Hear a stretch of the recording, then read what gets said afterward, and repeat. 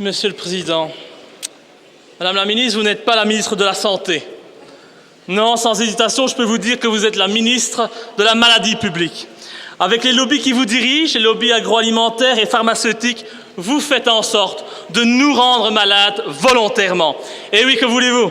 Cela fait marcher l'économie et nous savons tous aujourd'hui à quel point l'argent est devenu l'élément central de vos politiques au mépris de l'éthique et de la morale. Nous mangeons de la merde à longueur de journée. Nous respirons de l'air pollué par des usines ou via les chemtrails. Nous tombons malades à cause de ce que nous mangeons et de ce que nous respirons. Et il suffit de voir l'explosion du nombre de cancers aujourd'hui. Tout cela n'est pas anodin. Tout cela est voulu, car cela fait marcher l'économie de la mort. En effet, un homme malade permet aux banques de s'enrichir.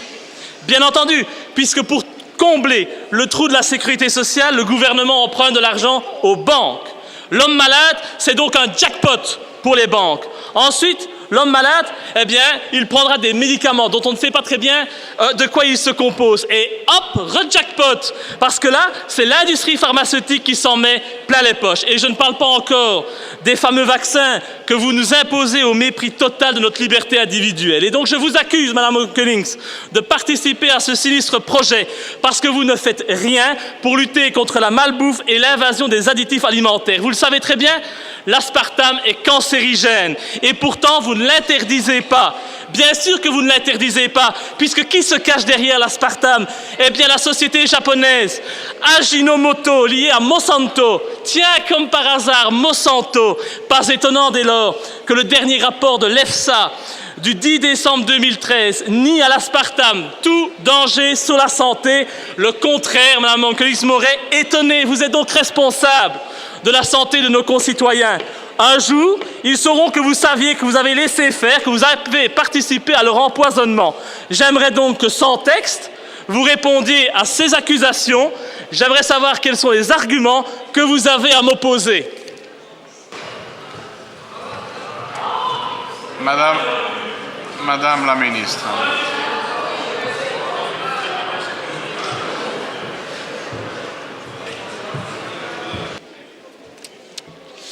Alors d'abord, parce que la santé publique est une affaire sérieuse, je vais répondre concrètement sur le fond. Je ferai peut-être un commentaire.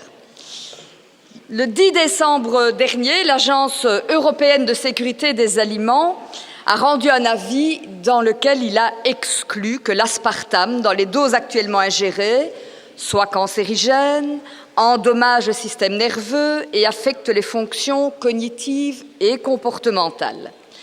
L'Agence européenne confirme donc la sécurité de la dose journalière admissible. Pour cette réévaluation, qui était dans un programme prévu, l'Agence européenne a réalisé la revue la plus complète des connaissances scientifiques disponibles.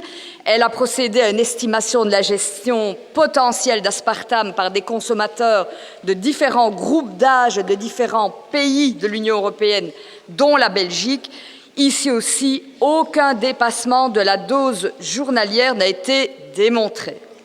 D'autre part, l'Agence européenne est un des organismes qui possède et applique les règles les plus strictes pour éviter les conflits d'intérêts de ses experts et assurer l'indépendance de ses opinions. C'est un des premiers organes d'avis à avoir mis online les déclarations d'intérêt et les bibliographies de ses experts. Donc voilà pour le fond, parce que je veux en même temps rassurer la population.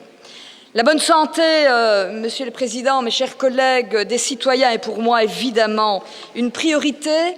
J'en profite pour remercier les députés, toutes tendances confondues d'ailleurs, qui, en commission de la santé publique, ont toujours soutenu la défense, Madame la Présidente, vous êtes là, qui ont toujours défendu bec et ongle la bonne santé de nos concitoyens, la bonne santé des consommateurs. Alors simplement une petite information, on n'y a jamais vu Laurent Louis.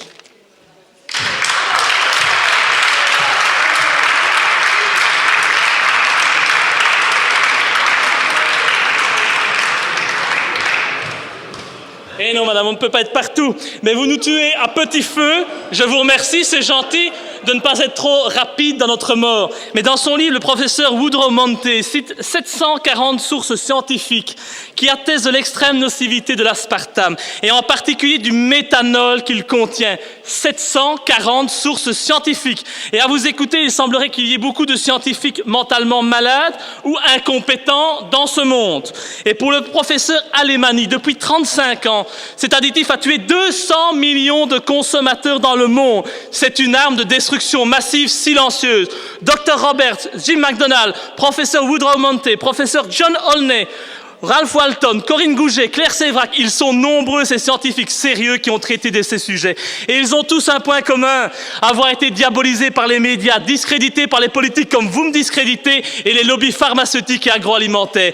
Vous laissez nos concitoyens ingérer des poisons pour satisfaire les lois du marché, pour créer des produits que l'on peut conserver des semaines et qui nous tuent à petit feu. Bref, vous rendez consciemment vos concitoyens malades pour le fric et vous en...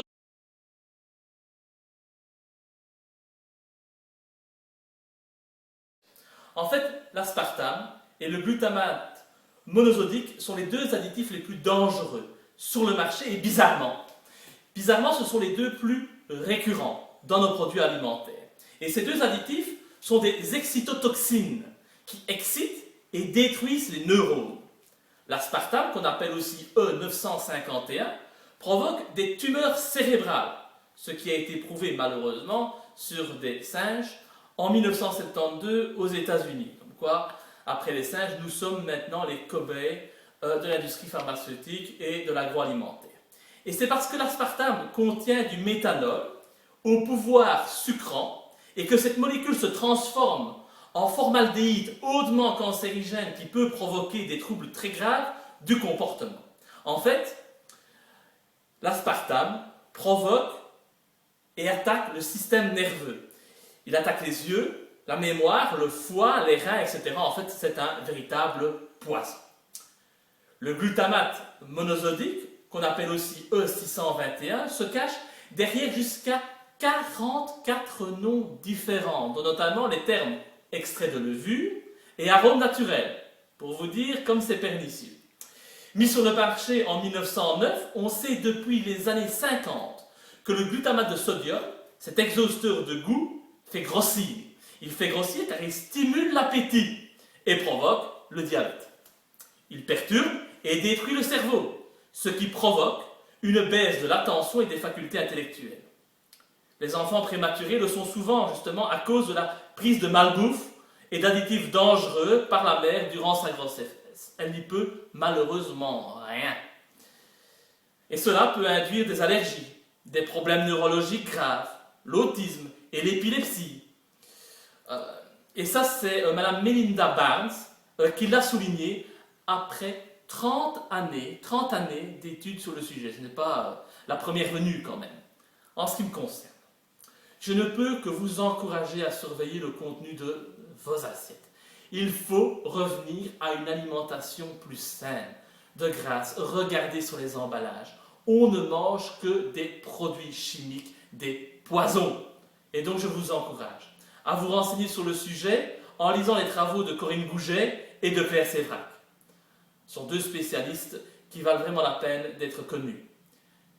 Parce qu'il est quand même clair, il est temps que nous disions à nos dirigeants que nous n'allons quand même pas accepter de les laisser nous empoisonner en silence. Merci beaucoup.